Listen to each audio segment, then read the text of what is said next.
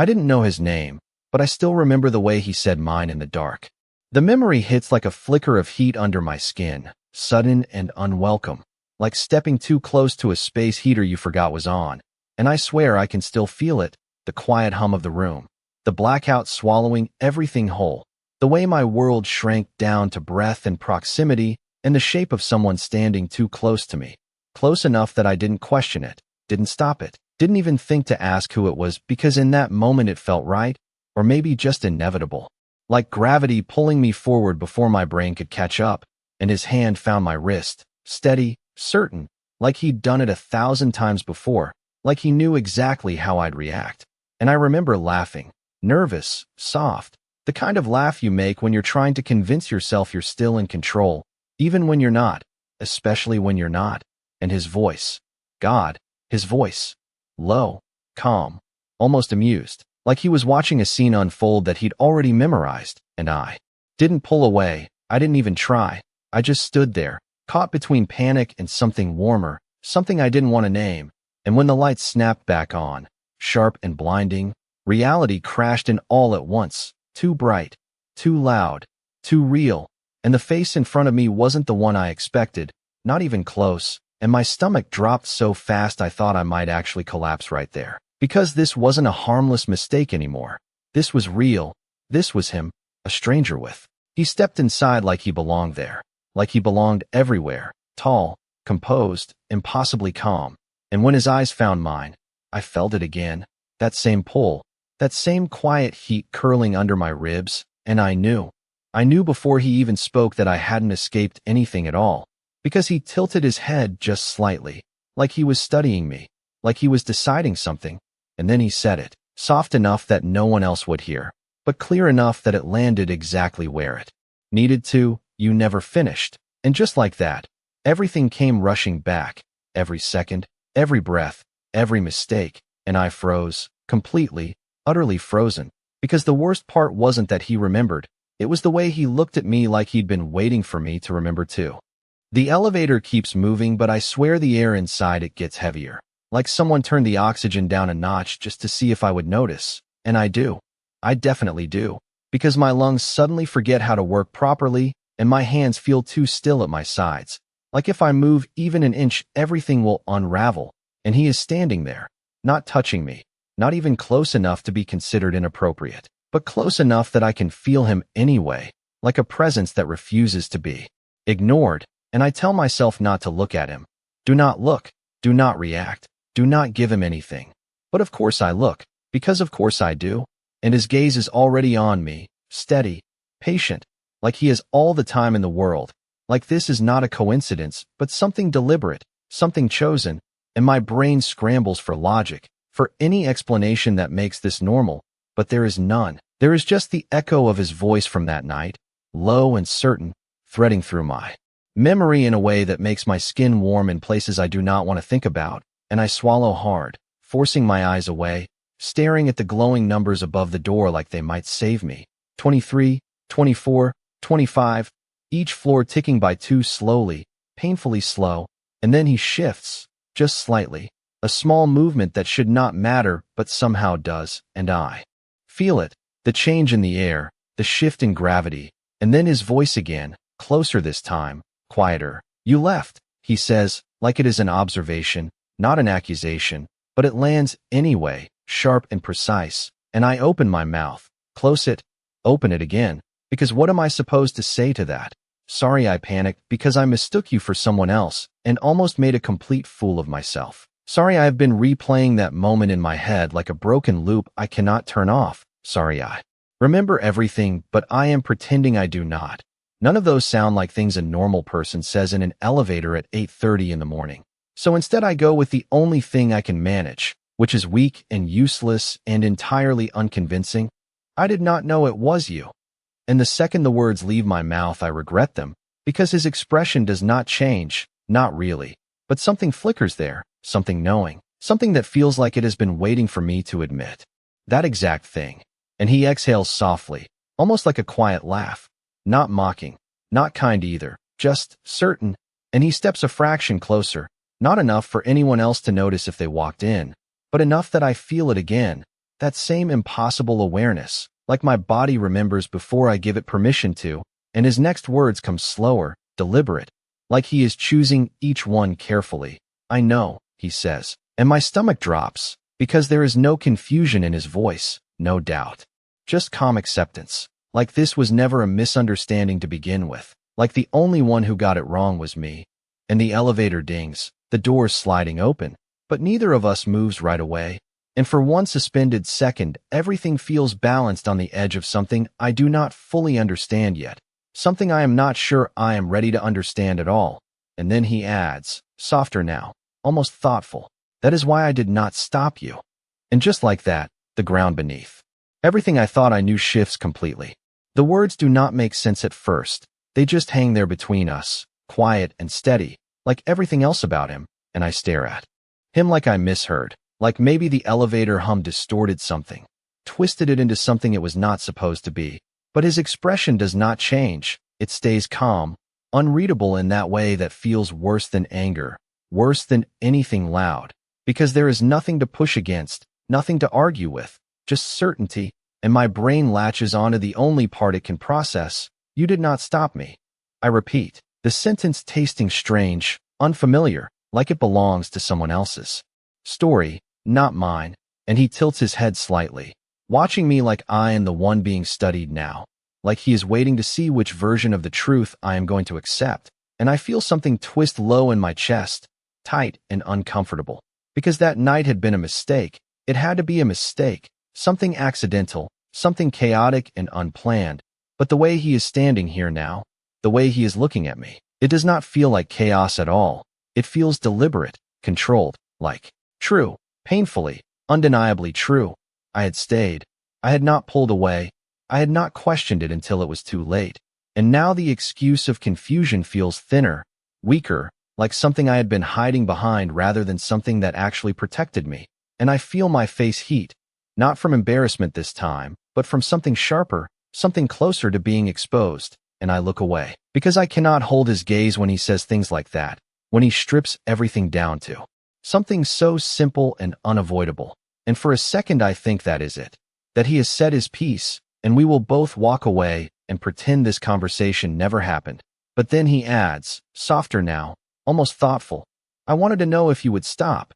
And my breath catches, because that is not what I expected, not at all. And when I look back at him, his expression has shifted just enough to reveal something else beneath the control, something quieter, something that feels almost like curiosity, and it unsettles me more than anything else, because it means this was never just about that night. It means he has been thinking about it too, replaying it, analyzing it, the same way I have. And before I can find a response, before I can even decide what I am supposed to feel about any of this, the elevator doors start to slide shut again, and he reaches out, pressing the button to hold them open without breaking eye contact. And for the first time since this started, I realize something that sends a sharper pulse through my chest than anything before.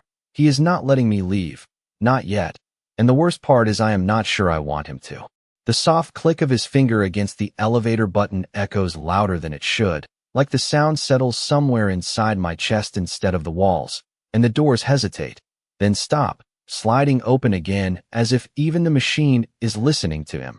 And I stare at his hand for a second too long, at the way it rests there, relaxed, confident, like this is nothing to him, like holding me here is the most natural thing in the world, and something in me tightens, because it should not feel natural. None of this should, and yet my feet do not move, not forward, not out, not away. They stay exactly where they are, like I am waiting for something I do not understand, and I hate that. I hate it so much that my first instinct is to push back, to reclaim at least a piece of control. You planned this, I say, the words sharper than I expect, but they land anyway, hanging between us, and for a second there is silence, thick and quiet, and then he exhales, not annoyed, not defensive, just thoughtful, like he is considering whether to agree with me or not. And that unsettles me more than if he had denied it outright, because denial would be easy. Denial would give me something to reject, but this calm evaluation, it feels like he is choosing how much truth to give me. And I do not like being on the receiving end of that. Not at all. And he finally shifts his gaze, just briefly, like he is checking something in his own thoughts before returning it to me, steady as ever. No, he says, and the single word should be a relief. But it is not, because he does not stop there, but I did not avoid it either. And my stomach drops again, because that is somehow worse. That means this is not coincidence, not entirely. That means he saw the possibility and stepped into it instead of away, and I feel the edges of my composure start to slip, just a little, enough that my next breath comes out uneven. And I look at the floor for half a second before forcing myself to meet his eyes again, because if I do not, I will lose whatever ground I have left. Why? I ask, simple, direct, but it carries more weight than anything I have said so far, because I am not just asking about the elevator, I am asking about that night, about every choice he made that I did not understand at the time. And for the first time since this started, he pauses, not long, just enough that I notice it, just enough that it matters. And something shifts in his expression, something subtle, almost invisible, but it is there, and when he answers, his voice is quieter, not weaker, just closer, like he is letting me in on something instead of presenting it from a distance. Because you did not feel like a mistake, he says, and the words hit differently than I expect. Not sharp, not heavy, but warm in a way that is almost worse, because it slips past my defenses before I can block it, and I blink. Once, twice, my mind scrambling to categorize that, to file it under something safe, something manageable, but it does not fit anywhere. It just stays there, echoing. And I realize with a slow, creeping clarity that this is not just about what happened. It is about what it meant to him, to me, to both of us. And that is a far more dangerous thing to unpack. And I shake my head slightly, like that might clear it, like that might put distance back between us where it belongs. You do not even know me, I say, because that has to matter. It has to mean something. And he watches me, steady, unshaken, and there is something almost faintly amused in the corner of his expression now, not mocking, just aware, and he takes a small step back this time. Just enough to give me space, just enough that it feels like a choice instead of a retreat, and he nods once, slow, deliberate. You are right, he says, and for a split second I think that is it. That this will end here, that logic will win, and everything will fall back into place. But then he adds, softer, almost like a promise, that is why I want to. And the elevator feels smaller than it did before, like the walls have inched closer, like the air has shifted again, and I realize that. Whatever this is, whatever he is doing, it is not finished, not even close. And the worst part, the part one do not want to admit even to myself, is that I am no longer sure I want it to be. The words settle between us, quiet but heavy, and I feel them linger longer than they should, like they are waiting for me to react, to say something that will either shut this down or let it continue. And I do not like that the choice feels like mine now, because a few minutes ago I was certain this was something being done to me, something I had no control over, but now it feels different. Now it feels like a line drawn right at my feet, and I am the one deciding whether to step over it or not. And that realization makes my chest tighten in a way that is both uncomfortable and strangely grounding. And I inhale slowly, steadying myself, because I need to think. I need to get out of this moment before it pulls me in deeper, before I start responding without thinking again, like I did that night, and I take a step back. Finally, just one, but it is enough to remind me that I can move, that I am not stuck here unless I choose to be. And his eyes follow the movement immediately. Not surprised, not offended, just aware, like he expected me to do that eventually. And that somehow irritates me more than anything else, because it feels like he is always one step ahead, always anticipating, always watching, and I lift my chin slightly, forcing my voice to stay even.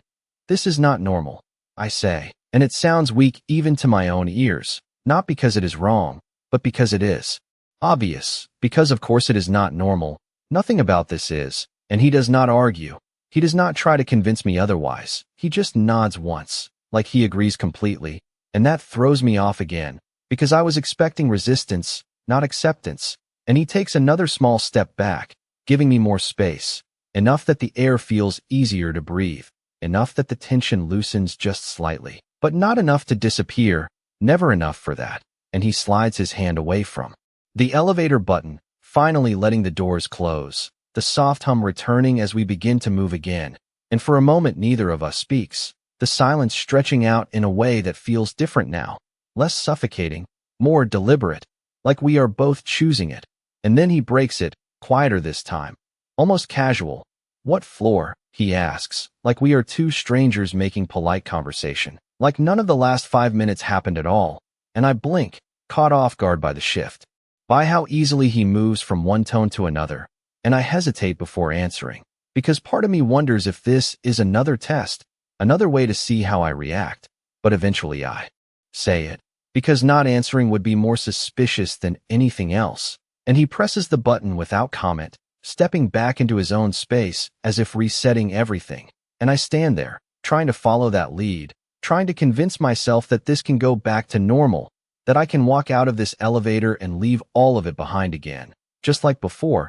But the difference is I know now that it will not work the same way twice. Because now I know he remembers, now I know he chose not to stop it. Now I know this was not just an accident that I can bury and ignore. And the realization sits heavy in my chest, persistent and impossible to shake. And as the elevator slows, the numbers ticking down toward my floor, I feel that same pull again, subtle but unmistakable, like something is drawing me back into the moment instead of letting me escape it. And just before the doors open, he speaks again, not looking at me this time, his gaze fixed ahead like the words are not meant to trap me but to linger anyway. "You can walk away again," he says, calm, measured, giving me the option like it is real, like it is easy. And then, after the briefest pause, he adds, softer, almost thoughtful, "Or you can stop pretending you do not remember." And the doors slide open, bright and ordinary, and completely unaware of the shift that just happened inside this small space. And I stand there for half a second too long, caught between leaving and staying, between running and turning back, realizing that this time, if I walk away, it will not be because I did not understand, it will be because I chose to. For a split second, I do not move, not forward, not back, just standing there at the threshold like the space beyond the elevator suddenly feels unfamiliar, like stepping out means something more than just walking into a hallway. And I hate how dramatic that sounds in my own head, hate how my thoughts keep turning this into something bigger than it should be. But the feeling does not go away, it lingers, steady and insistent. And behind me I can feel him still there, not touching, not speaking, but present in a way that refuses to fade into the background. And I tell myself to just go, just take the step and leave like before. It worked once, it can work again. But even as I think it, I know that is not true, because last time I ran from confusion, from panic, from not understanding what had just happened. And this time there is no confusion, there is only clarity, uncomfortable and sharp and impossible to ignore. And that makes everything heavier, not lighter. And I exhale slowly, forcing my foot forward, stepping out into the hallway, the normal sounds of the building rushing back in like nothing inside that elevator mattered, like the world did not shift slightly on its axis in the last few minutes. And I walk, not too fast, not too slow, just enough to feel like I am in control again, like I am choosing distance instead of being pushed into it. And for a few steps it almost works, the rhythm of my shoes against the floor grounding me, the familiar layout of the office pulling me back into something safe, something predictable. And then I hear it, the soft chime of the elevator doors closing behind me, and I know, without turning, that he is still there, still watching, still letting me go without stopping me. And that should be a relief. It should feel like freedom, but instead it feels like a question left unanswered, like a door not fully closed. And my pace falters just slightly, barely noticeable, but enough that I feel it, enough that it irritates me again, because why does this matter so much? Why does one conversation, one moment, refuse to settle into something simple and forgettable? And I reach my desk, dropping my bag a little harder than necessary, the sound grounding me for a second, pulling me back into something real, something tangible. And I sit down, forcing my focus onto the screen in front of me, onto emails, schedules, anything that does not involve him or that night or the way my pulse still is not quite settled. And for a minute, 2 minutes, maybe 5, I manage it. I push everything aside. I pretend this is just another morning, another normal day. But then my mind betrays me, slipping back without permission, replaying his words, the way he said them, calm, certain, like He had already accepted whatever answer I would give before I even gave it, and I pressed my lips together, trying to shut it down, trying to redirect, but it keeps circling back, over and over, until I finally leaned back in my chair, staring up at the ceiling for a brief second, frustrated, because this is ridiculous, completely ridiculous. I should not be this affected, not by a stranger, not by a single night that was not even supposed to mean anything. And yet it does, somehow it does, and I hate that more than anything. And just as I am about to force myself back into work, to bury it again the way I did before, a shadow falls across my desk, subtle but unmistakable, and I freeze, not because I need to look, but because I already know. I know before I even lift my eyes, before I even acknowledge it. And when I finally do, when I finally look up, he is there, standing on the other side of my desk like this is the most normal thing in the world, like we did not just have that conversation, like he did not just unravel everything I thought I understood, and his expression is the same, calm, composed. But there is something else now, something quieter, something that feels almost like patience, and he does not speak right away. He just looks at me for a second, like he is giving me time to decide something, to choose something. And then, when I do not say anything, when I just sit there caught between irritation and something far more complicated, he tilts his head slightly and says, low enough that no one else can hear, so. And the single word lands heavier than it should, because I know what it means. I know exactly what he is asking without him needing to say it outright. And for the first time since this started, I realized that walking away might have been the easier choice, because staying, even for this moment, means I have to answer. The word hangs there between us, simple, unfinished, but heavy enough that it presses against my chest like a weight I cannot ignore, and I stare at him, trying to decide if I hate him for this, or if I hate myself more for not immediately telling him to leave, because that would be the normal reaction. That would be the safe one, to shut this down, to draw a line and stick to it. But my mouth does not move, my voice does not come, and the silence stretches just long enough to feel intentional, like I am already answering without saying anything at all, and his gaze sharpens just slightly, not aggressive, not demanding, just attentive, like he is picking up on every small shift in my expression, every hesitation I fail to hide, and that awareness makes something in me tighten again, because it feels like being seen too clearly, like there is nowhere to hide, even when I am sitting in the middle of an open office with people moving around us, completely oblivious to the tension threading through this small space, and I force myself to breathe, slow and steady, grounding myself in something real, something simple, and finally I speak, my voice quieter than I intend, but steady enough. You are not supposed to be here, and it is not really an answer, not to what he asked, but it is something, it is a pushback, a reminder that this is my space, my normal, not his, and for a second I expect him to challenge that, to step closer, to lean into the moment the way he has been doing since this started, but instead he glances around briefly, taking in the desks, the movement, the ordinary rhythm of the office, and then his attention returns to me, just as calm as before.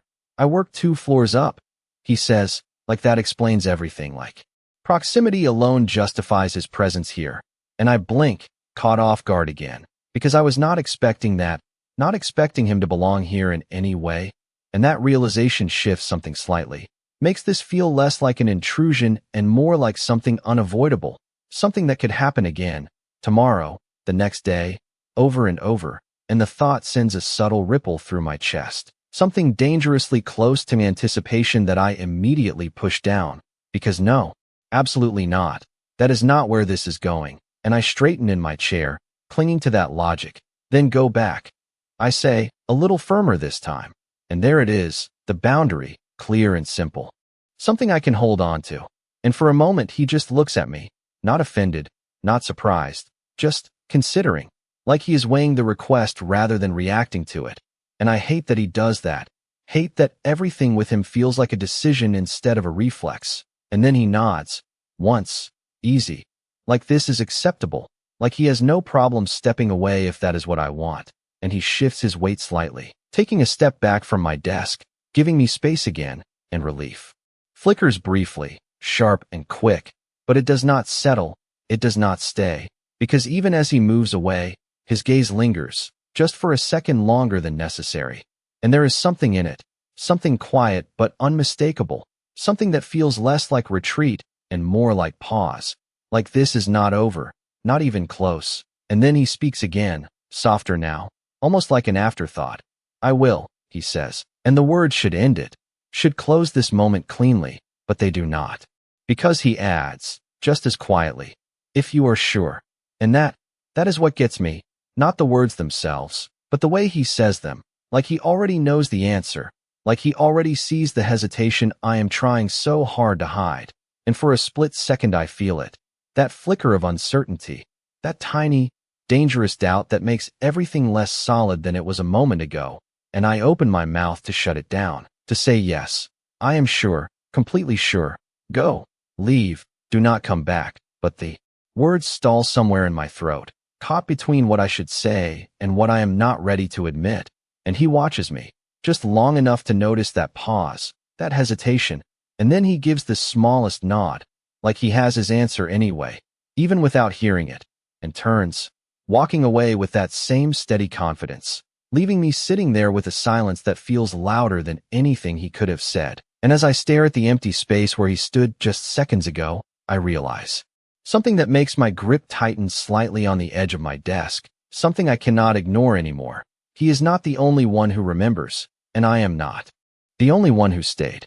I stare at the space he left behind long after he disappears into the flow of the office. Like if I look hard enough, I might catch something he forgot, some trace that proves I imagined all of this. But there is nothing, just the usual hum of keyboards, the distant murmur of conversations, the normal rhythm of a workday that does not care about the fact that mine just tilted slightly off balance. And I exhale slowly, dragging a hand down my face like that might reset something, like I can physically push the moment out of my head.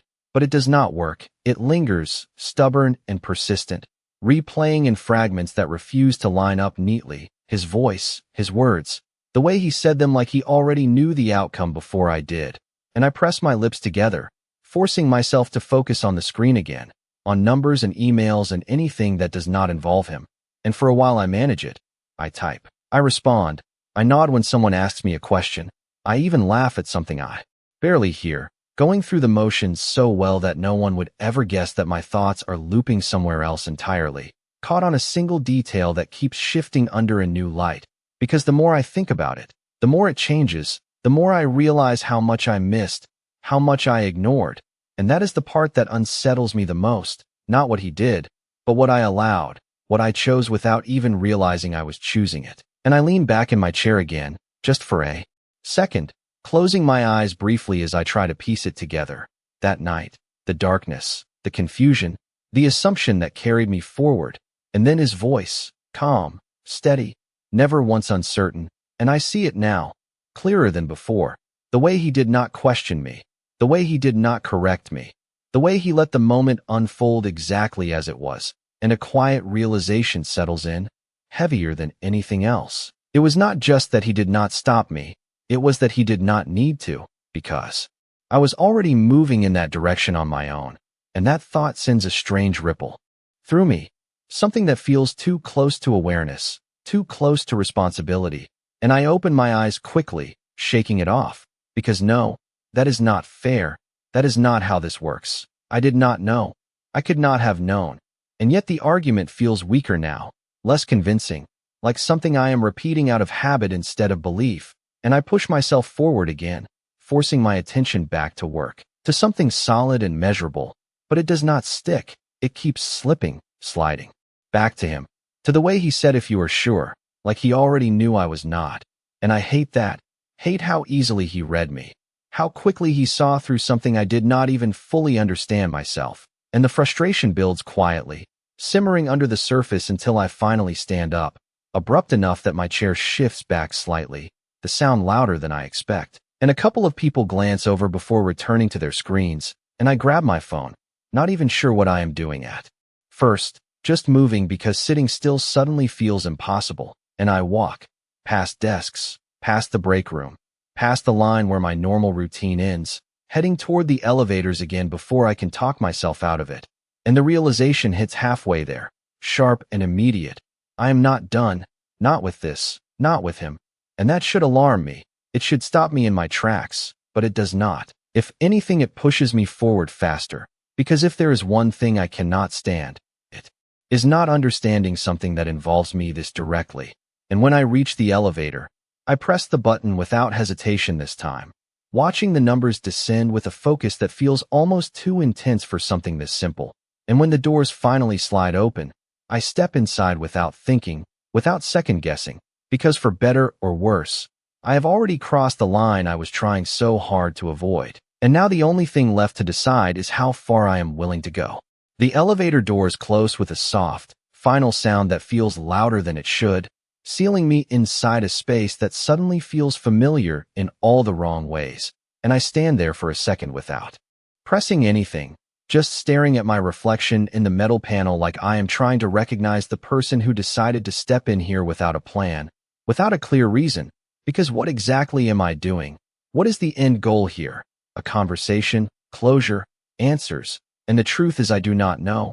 I just know that walking away felt incomplete, like leaving a sentence unfinished, and I have never been good at ignoring things once they start to make sense in a way I cannot control, and I exhale slowly, lifting my hand and pressing the button for his floor before I can overthink it, before I can convince myself to turn back, and the elevator hums to life, moving upward this time.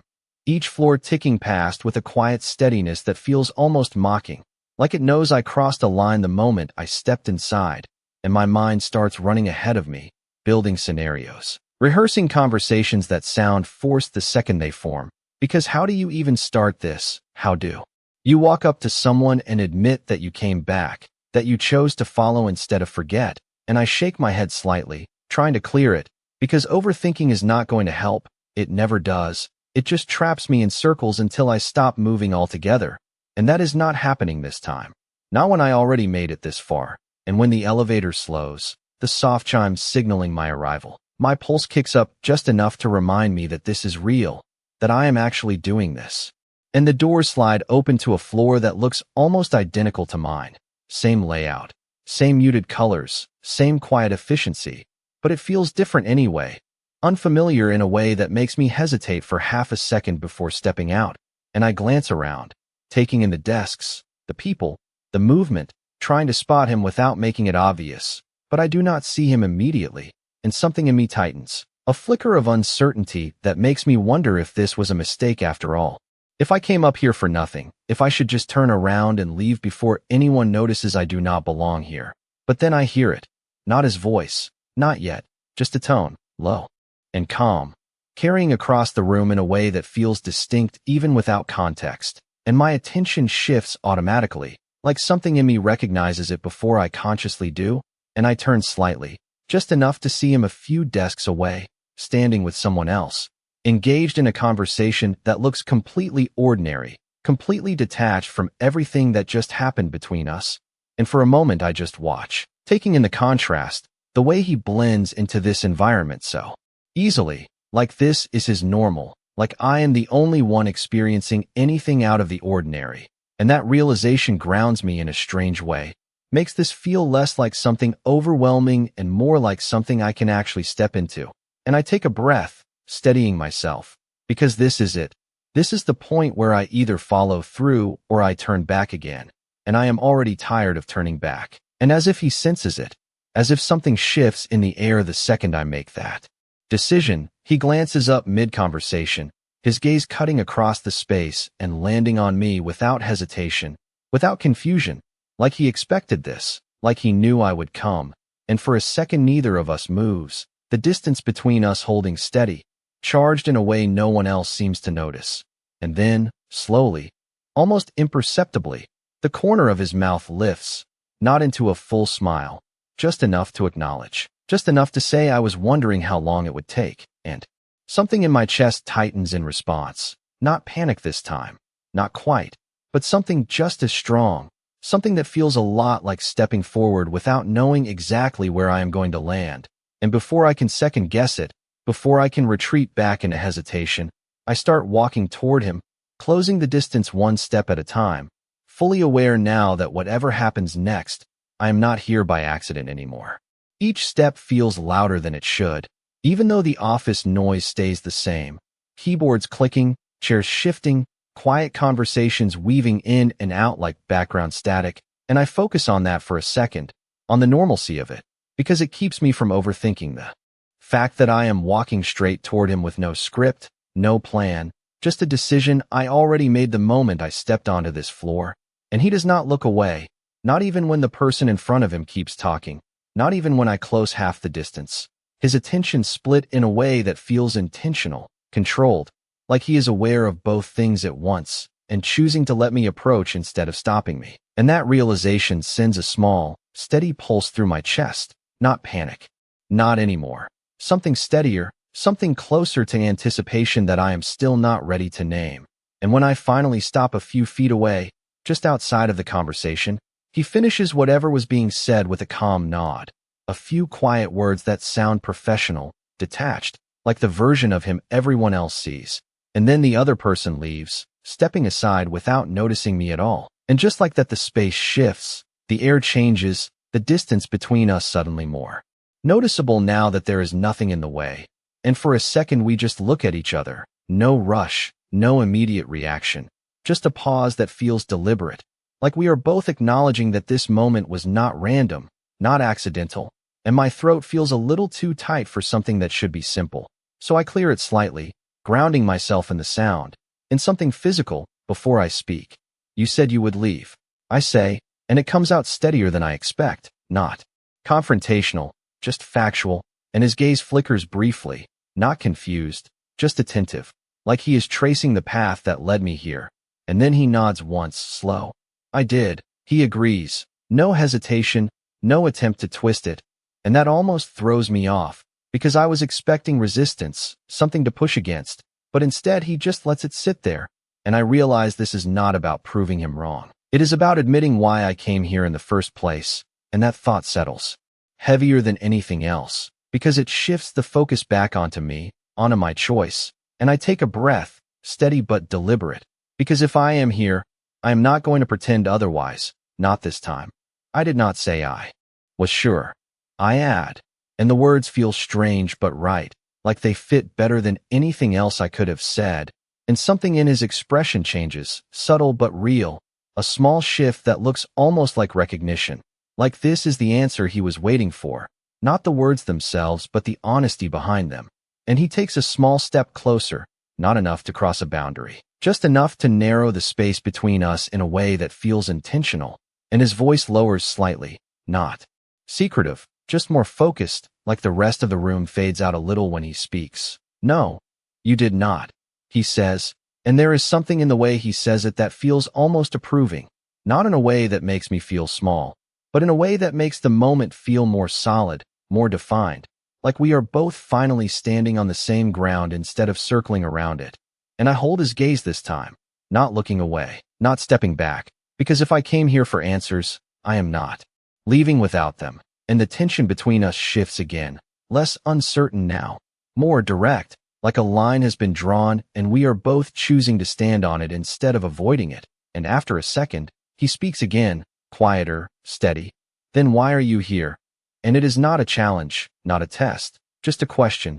Simple on the surface but carrying everything underneath it, and I feel it settle in my chest, heavy and undeniable, because there is no way to answer that without being honest. Not anymore, not after everything that has already been said. And for a moment I consider deflecting, giving him something easier, something safer, but the thought fades almost as quickly as it appears, because I did not come here for safe. I came here because something was unfinished, something that has been pulling at me since that night.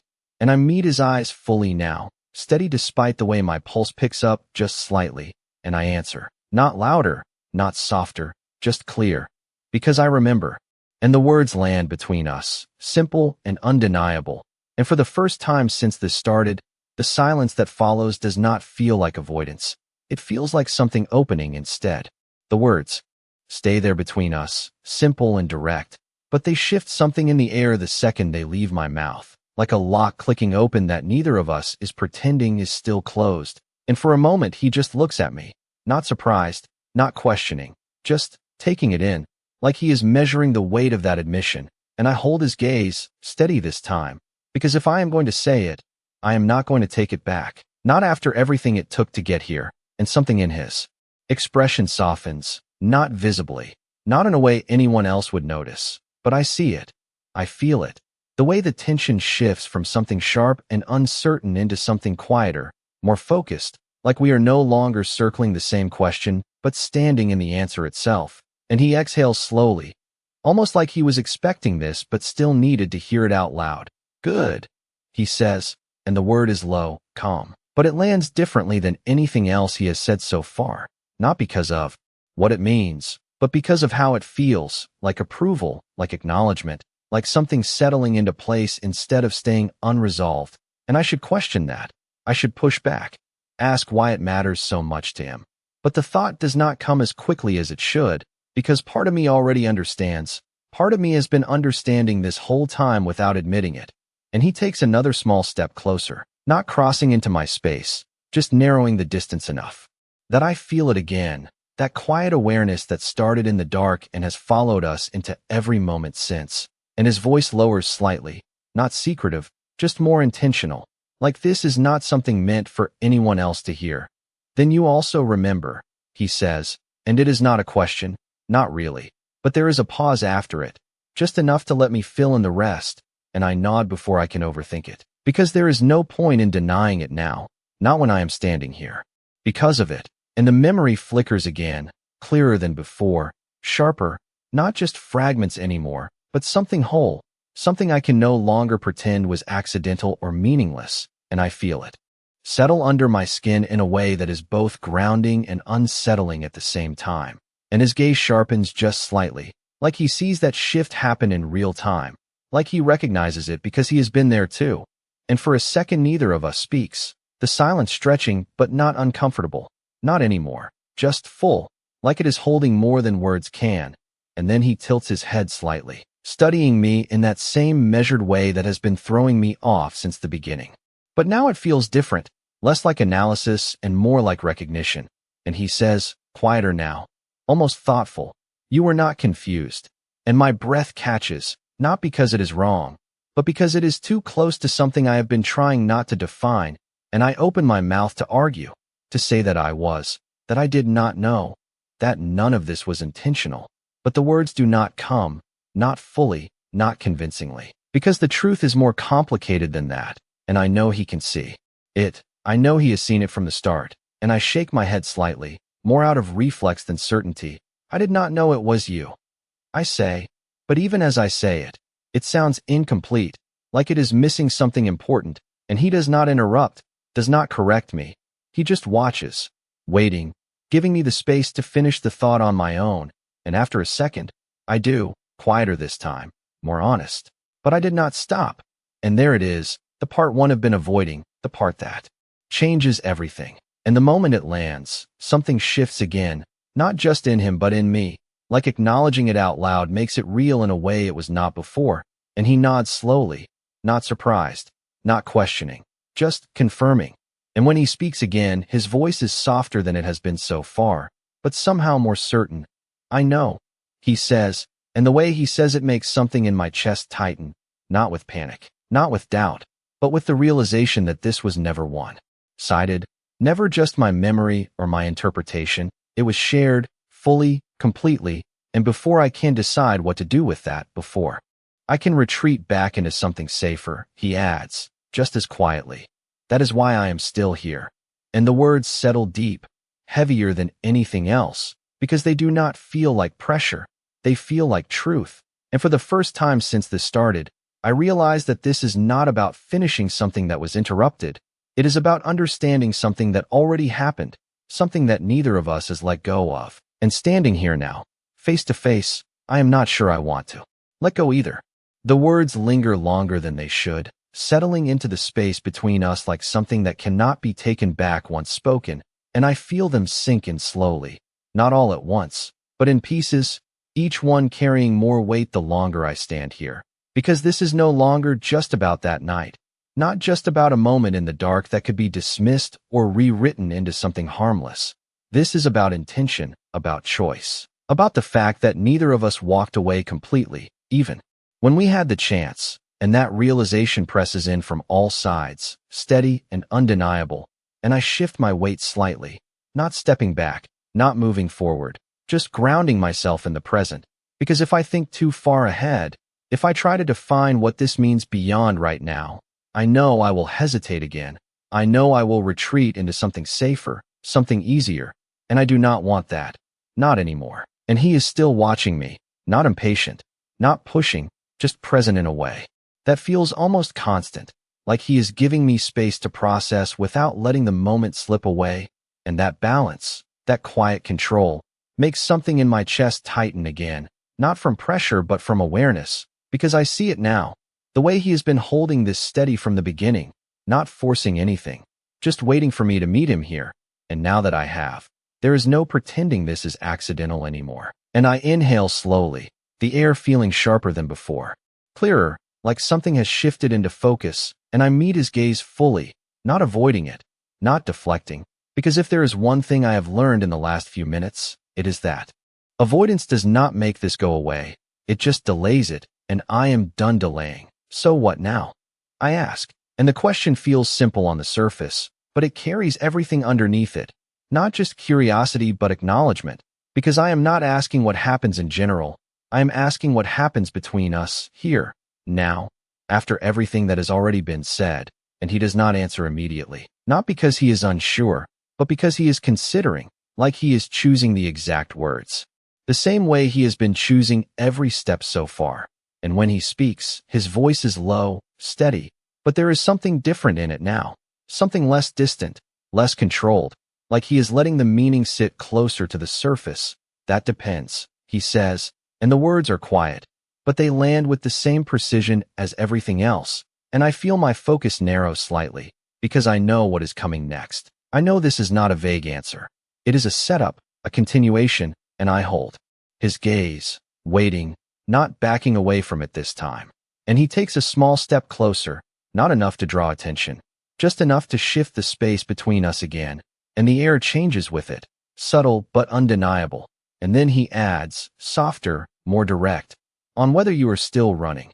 And the question settles in, heavier than I expect, not because it is surprising, but because it is accurate in a way that is difficult to ignore.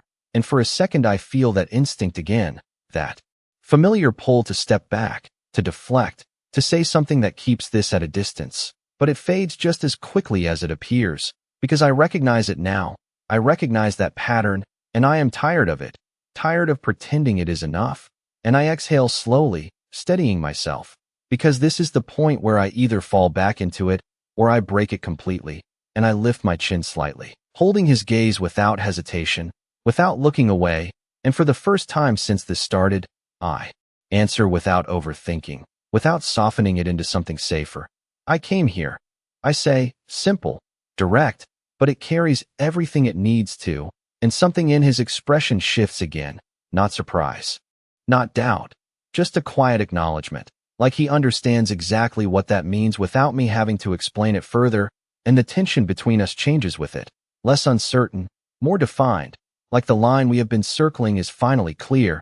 And as I stand there, fully aware of where I am and why I am here, I realize something that settles deep and steady in my chest. This is no longer about finishing what started in the dark. It is about choosing what happens next in the light. And this time, I am not stepping away from it. Something settles between us in a way that feels final and beginning at the same time, like the moment right before a storm either breaks or clears, and I can feel it in the way neither of us looks away, in the way the space between us is no longer something to avoid, but something we are both aware of, choosing to stand in instead of stepping out of.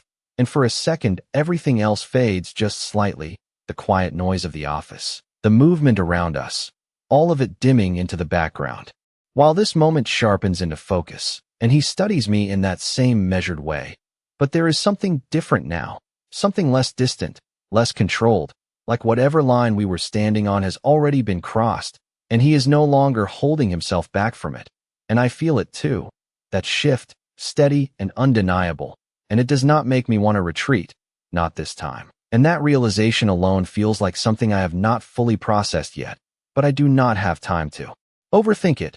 Not when he takes another small step closer, closing the distance just enough that I can feel the change in the air again, That quiet awareness that started in the dark and has followed us into every moment since. And his voice comes lower now, not hidden, just more direct, like there is no need to keep it distant anymore. Then stop running, he says, and the words are simple, almost too simple, but they land exactly where they need to, because they are not a command, not really. They are an invitation, a challenge, a line drawn that I can either step into or step away from. And for a second I feel that old instinct flicker, that urge to deflect, to laugh it off, to create distance again, because that is easier, safer, more familiar, but it does not take hold the way it used to. It fades before it can root itself, replaced by something steadier, something that has been building quietly since the moment I stepped into that elevator. And I realize with a clarity that feels almost surprising that I am not here by accident anymore. I am not reacting, I am choosing, and that changes everything. And I exhale slowly, grounding myself in that thought, in that certainty, and I meet his gaze without hesitation, without the instinct to look away, because there is no point pretending otherwise now. Not when we have both already said too much to go back to something simpler, and I take a small step forward, not closing the distance completely, just enough to make it clear, just enough to answer without words before I even speak. And his attention sharpens slightly, not surprised, just present, like he is fully here in this moment the same way I am. And the silence stretches for a second, not uncomfortable, not uncertain, just full, like it is holding everything that has led us here. And when I finally speak, my voice is steady, quieter than before, but more certain. I am not, I say, and the words feel different than anything I have said so far, not defensive, not reactive, just honest. And something in his expression shifts again, subtle but unmistakable, like that was the answer he needed, like that was the point we were always moving toward. And he nods once, slow, deliberate, and for a second I think that is it, that this moment will settle into something calm, something resolved. But then he tilts his head slightly, studying me in a way that feels less like analysis and more like curiosity, like he is still trying to understand something. And he says, softer now, almost thoughtful, then say it. And my breath catches, not because I do not understand, but because I do, completely, and the weight of it settles in my chest, heavy but not uncomfortable, just real. And I hesitate for a fraction of a second, not from doubt, but from awareness, because this is the part where everything becomes undeniable, where there is no room left for interpretation or distance, and I feel the moment stretch just slightly, long enough for me to decide, long enough for me to choose. And then I do, lifting my gaze fully to meet his, steady and unflinching, and I say it, not loud, not dramatic, just clear enough to carry